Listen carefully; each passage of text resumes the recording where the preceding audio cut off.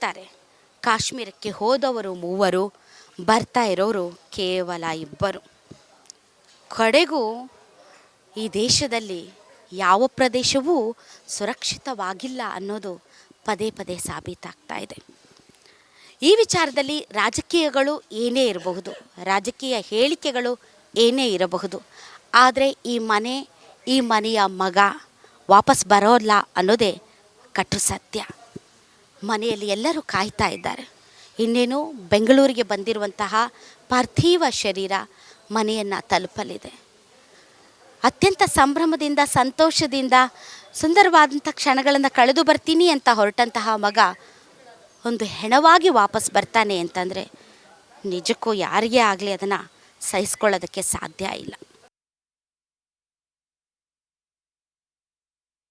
ಈಗಾಗಲೇ ಮಂಜುನಾಥ ಅವರ ಮನೆಯ ಮುಂದೆ ಅವರನ್ನು ಪಾರ್ಥಿವ ಶರೀರವನ್ನು ನೋಡೋದಕ್ಕೆ ಜನರು ಬರೋದಕ್ಕೆ ಆರಂಭಿಸಿದ್ದಾರೆ. ಅಕ್ಕಪಕ್ಕದ ಮನೆಗಳು, ಅವರ ಸ್ನೇಹಿತರು, ಅವ್ರ ಬಗ್ಗೆ ಗೊತ್ತಿರೋರು ಮತ್ತು ಅವ್ರ ಜೊತೆ ಒಡನಾಟ ಇರುವವರು, ಒಡನಾಟ ಇಲ್ಲದೆ ಇರೋರು, ನಮ್ಮೂರ ಮಗ ಅಂತ ಹಿಂಗಾಯ್ತಲ್ಲ ಅಂತ ಭಾಳಷ್ಟು ಜನ ಅವರ ಪಾರ್ಥಿವ ಶರೀರದನ್ನು ನೋಡೋದಕ್ಕೆ ಬರ್ತಾ ಇದ್ದಾರೆ.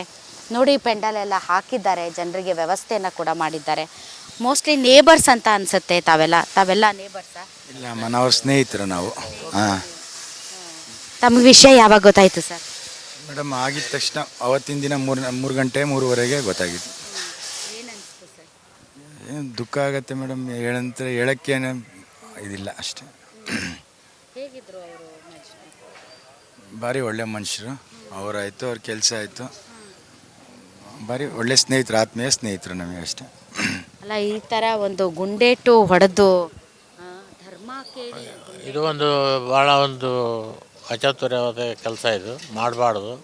ಆದರೆ ಅವರಾದರೂ ಕೂಡ ಈ ಥರ ಹಿಂಗೆ ಕೇಳಿಬಿಟ್ಟು ಮನುಷ್ಯನಿಗೆ ಈ ರೀತಿ ಗುಂಡೇಟು ಹೊಡಿತಾರೆ ಅಂತಂದರೆ ನಮ್ಮ ದೇಶದ ಪರಿಸ್ಥಿತಿ ಆಗಲಿ, ನಮ್ಮ ನಾಗರಿಕ ಪರಿಸ್ಥಿತಿ ಆಗಲಿ, ಬೇರೆ ಯಾರು ಅಲ್ಲಿ ಹೋಗಬಾರ್ದ, ಬೇರೆ ಯಾರು ಕಾಶ್ಮೀರಕ್ಕೆ ಯಾರು ಟೂರಿಗೆ ಮಾಡಬಾರ್ದ. ಅದು ನಮ್ಮ ಇದಕ್ಕೆ ಸೇರಿದ್ದು, ದೇಶಕ್ಕೆ ಸೇರಿದ್ದು. ಅವರು ನಮ್ಮ ಹೆಸರನ್ನು ಹೇಳ್ಕೊಂಡು ಅವರು ಈ ರೀತಿ ನೀವು ಹಿಂದೂಗಳ ಮುಸ್ಲಿಂ ಅಂತ ಕೇಳ್ಕೊಂಬಿಟ್ಟು ಅವರು ಈ ಥರ ಮಾಡ್ತಾರೆ ಅಂದರೆ ಇದು ಭಾಳ ಅನ್ಯಾಯ ಆಗಿದೆ. ಇದು ನಮಗೂ ನಮ್ಮ ಕರ್ನಾಟಕಕ್ಕೆ ಭಾಳ ಅನ್ಯಾಯವಾದ ಇದು. ಈ ಥರ ಆಗಬಾರ್ದು ಅಂತೇಳಿ. ಕೋಪ ಬರಲ್ವಾ ಇದನ್ನೆಲ್ಲ ಕೇಳಿದಾಗ ಸರ್?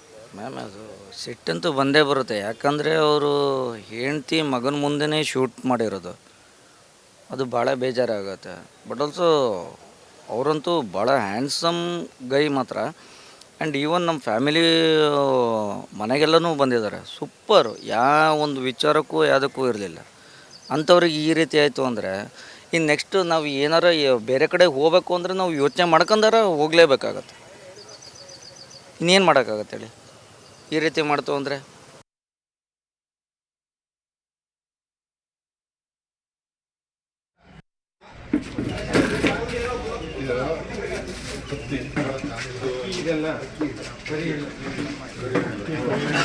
ಆಮೇಲೆ ಡಬರಿ ಮನೆ ನಮಗೆ ಪಂಚಪಾತ್ರೆ ಹಿತ್ತಾಳೆ ಬುಟ್ಟಿ,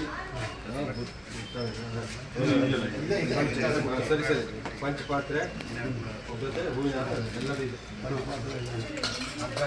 ಹಗ್ಗ ಹೊರಗಡೆ ಲೋಟ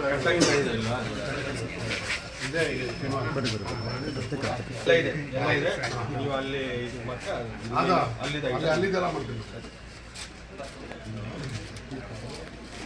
ಅಲ್ಲಿಗೆ ಹೋಗ್ಬೇಕು. ಇದು ಇದರಲ್ಲಿ ಹಿಂಗೆ ತಗೊಂಡ್ಬರ್ತೀವಿ ಸಮೇತ.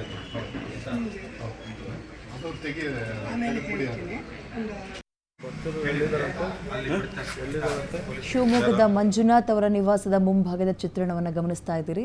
ನಮ್ಮ ಸೀನಿಯರ್ ರಾಧಾ ಹಿರೇಗೌಡ ಅವರು ಕೂಡ ಆ ಕುಟುಂಬದ ಜೊತೆಗೆ ಒಂದು ಸಾಂತ್ವನ ಹೇಳೋದ್ರ ಮುಖಾಂತರ ಅಲ್ಲಿನ ಪರಿಸ್ಥಿತಿ ಹೇಗಿತ್ತು ಅಂತ ಬಹಳ ವಿವರವಾಗಿ ವಿವರಿಸ್ತಾ ಇದ್ರು. ಹೌದು, ಮನೆ ಮಗ ವಾಪಸ್ ಆಗ್ತಾನೆ ಅಂದ್ಕೊಂಡಿದ್ರು, ಬಟ್ ಹೆಣವಾಗಿ ಅಂತ ಯಾರೂ ಕೂಡ ಊಹೆ ಮಾಡಿರಲಿಲ್ಲ. ಮಗದೊಂದು ಕಡೆ ಮುಂದಿನ ಕಾರ್ಯಕ್ಕೆ ಬೇಕಾಗಿರುವಂತಹ ಸಿದ್ಧತೆಗಳನ್ನು ಕುಟುಂಬಸ್ಥರು ನಡೆಸ್ಕೊಳ್ತಾ ಇದ್ದಾರೆ. ಮುಂದಿನ ವಿಧಿವಿಧಾನಕ್ಕೆ ಬೇಕಾಗಿರುವ ವಸ್ತುಗಳನ್ನು ಹೊಂದಿಸ್ಕೊಳ್ಳುವಲ್ಲಿ ಅವರು ನಿರತರಾಗಿದ್ದಾರೆ. ಅವರ ತಂದೆ ತಾಯಿ ಎಲ್ಲರೂ ಕೂಡ ಮಗನ ಬರುವಿಕೆಗಾಗಿ ಕಾಯ್ತಾ ಇದ್ದವರು ಇದೀಗ ಅಂತಿಮ ನಮನವನ್ನು ಅಥವಾ ಕೊನೆಯದಾಗಿ ಮಗನನ್ನು ಕಣ್ ತುಂಬಿಕೊಳ್ಳೋಕ್ಕೆ ಕಾಯುವ ಪರಿಸ್ಥಿತಿ ಆ ಕುಟುಂಬಕ್ಕೆ ಬಂದೊದಗಿದೆ. ಅವರ ಸ್ನೇಹಿತರು, ಕುಟುಂಬಸ್ಥರು, ಅಕ್ಕಪಕ್ಕದ ಮನೆಯವರು ಮತ್ತು ಮಂಜುನಾಥ್ ಅವರ ಪರಿಚಯವೇ ಇಲ್ಲದವರೂ ಕೂಡ ನಾವು ಒಂದು ಸಲ ಅವರನ್ನು ನೋಡೋಣ ಅಂತ ಒಬ್ಬೊಬ್ಬರೇ ಅವರ ನಿವಾಸದ ಬಳಿ ಬರ್ತಾ ಇದ್ದಾರೆ. ಯಾವುದೇ ರೀತಿಯ ಅವ್ಯವಸ್ಥೆ ಎಲ್ಲ ಆಗಬಾರ್ದು ಅನ್ನೋ ಕಾರಣಕ್ಕೆ ಬ್ಯಾರಿಕೇಡ್ಗಳನ್ನು ಅವರ ನಿವಾಸದ ಮುಂಭಾಗ ಹಾಕಿದ್ದಾರೆ. ಶಿವಮೊಗ್ಗ ಮಹಾನಗರ ಪಾಲಿಕೆ ವಿಜಯನಗರ ಅವರ ಮನೆ ರೋಡ್ ಅದು. ಈಗೊಂದು ದಿನ ಬರುತ್ತೆ ಅಂತ, ಅದು ಇಷ್ಟು ಬೇಗ ಬರುತ್ತೆ ಅಂತ ಯಾರು ಕೂಡ ಊಹಿಸಿರಲಿಲ್ಲ. ಶ್ರೀ ಮಂಜುನಾಥ್ ರಾವ್ ಮಗ ಚೆನ್ನಾಗಿ ಓದಿದ್ದಾನೆ, PUC ಪಾಸ್ ಆಗಿದ್ದಾನೆ, ಒಳ್ಳೆ ರಿಸಲ್ಟ್ ತೊಗೊಂಡಿದ್ದಾನೆ. ಅವನ ಆಸೆನ ಯಾಕೆ ಭಗ್ನ ಮಾಡಬೇಕು? ಹೋಗಿ ಬರೋಣ ಒಂದ್ಸಲ, ಒಂದು ಟ್ರಿಪ್ ಹೋಗಿ ಬರೋಣ ಅಂತ ಹೋದಂಥವರು ತಂದೆ ಈ ರೀತಿಯಾಗಿ ವಾಪಸ್ಸಾಗಿದ್ದಾರೆ. ಶ್ರೀನಗರದಲ್ಲಿದ್ದ 178 ಕನ್ನಡಿಗರು ಸದ್ಯ ಸೇಫ್.